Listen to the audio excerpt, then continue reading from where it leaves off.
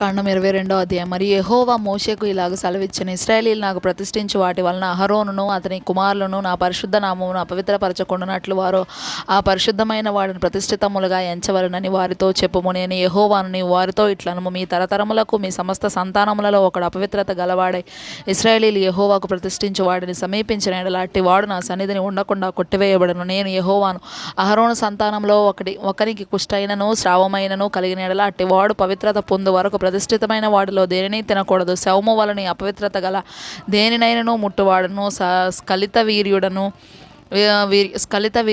అపవిత్రమైన పురుగునేమి ఏదో ఒక అపవిత్రత వలన అపవిత్రుడైన మనుషునేమి ముట్టువాడును, అట్టి అపవిత్రత తగిలిన వాడును సాయంకాలం వరకు అపవిత్రుడగును. అతడు నీళ్లతో తన దేహమును కడుక్కొని వరకు ప్రతిష్ఠితమైన వాటిని తినకూడదు. సూర్యుడు అస్తమించినప్పుడు అతడు పవిత్రుడగును. తరువాత అతడు ప్రతిష్ఠితమైన వాటిని తినవచ్చును, అవి వానికి ఆహారమే గదా. అతడు కళేబరమునైనను చీల్చబడిన దానినైనను తిని దాని వలన అపవిత్రపరచుకొనకూడదు. నేను యెహోవాను. కాబట్టి నేను విధించిన విధిని అపవిత్రపరిచి దాని పాపభారమును మోసుకొని దాని వలన చావకూడనట్లు ఈ విధిని ఆచరింపవలెను. నేను వారిని పరిశుద్ధపరచు యెహోవాను. అన్యుడు ప్రతిష్ఠితమైన దానిని తినకూడదు. యాజకుని ఎంట నివసించు అన్యుడే గాని జీతగాడే గాని ప్రతిష్ఠితమైన దానిని తినకూడదు. అయితే యాజకుడు క్రయధనమిచ్చి కొనినవాడును అతని ఇంట పుట్టినవాడును అతడు తిను ఆహారమును తినవచ్చును. యాజకుని కుమార్తె అన్యునికి ఇయ్యబడిన ఎడల ఆమె ప్రతిష్ఠితమైన వాటిలో ప్రతిష్టార్పణమును తినకూడదు. యాజకుని కుమార్తెలలో విధవరాలే కానీ విడనాడబడినదే కానీ సంతానం లేని ఎడల ఆమె తన బాల్యమందు వలె తన తండ్రి ఇంటికి తిరిగి చేరి తన తండ్రి ఆహారమును తినవచ్చును గాని అన్యుడెవడనూ దాన్ని తినకూడదు.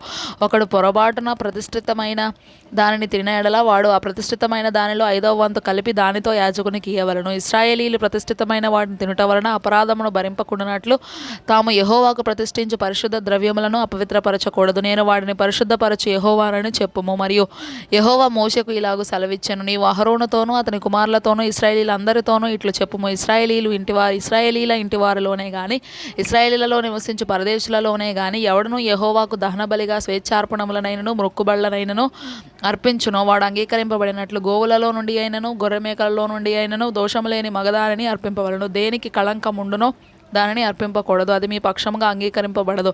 ఒకడు మొక్కుబడిని చెల్లించుటకే గాని స్వేచ్ఛార్పణము అర్పించుటకే గాని సమాధాన బలి రూపముగా గోవునైనను గొర్రెనైనను మేకనైనను యెహోవాకు తెచ్చినప్పుడు అది అంగీకరింపబడినట్లు దోషము లేనిదై ఉండవలను. దానిలో కళంకమేదియూ ఉండకూడదు.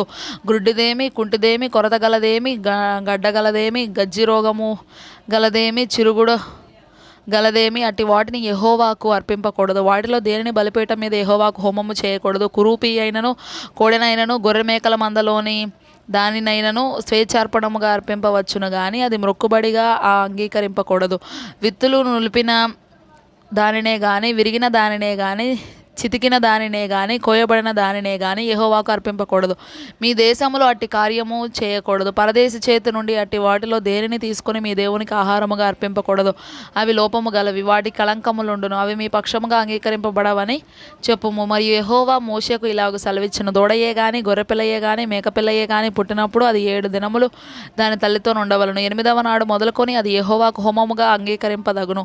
అయితే అది ఆవైనను గొర్రె మేకల్లోనిదైనను మీరు దాని పిల్లను ఒక్కనాడే వధింపకూడదు. మీరు కృతజ్ఞతా బలియగు పశువును వధించినప్పుడు అది మీ కొరకు అంగీకరింపబడినట్లుగా దానిని అర్పింపవలను. ఆనాడే దాన్ని తినివేయవలను. మరునాటి వరకు దానిలో కొంచెమైనను మిగిలింపకూడదు. నేను యెహోవాను. మీరు నా ఆజ్ఞలను అనుసరించి వాటి ప్రకారం నడుచుకొనవలను. నేను యెహోవాను. నా పరిశుద్ధ నామమును అపవిత్రపరచకూడదు. నేను ఇశ్రాయేలీలలో నన్ను పరిశుద్ధునిగా చేసుకొందును. నేను మిమ్మును పరిశుద్ధపరచు యెహోవాను.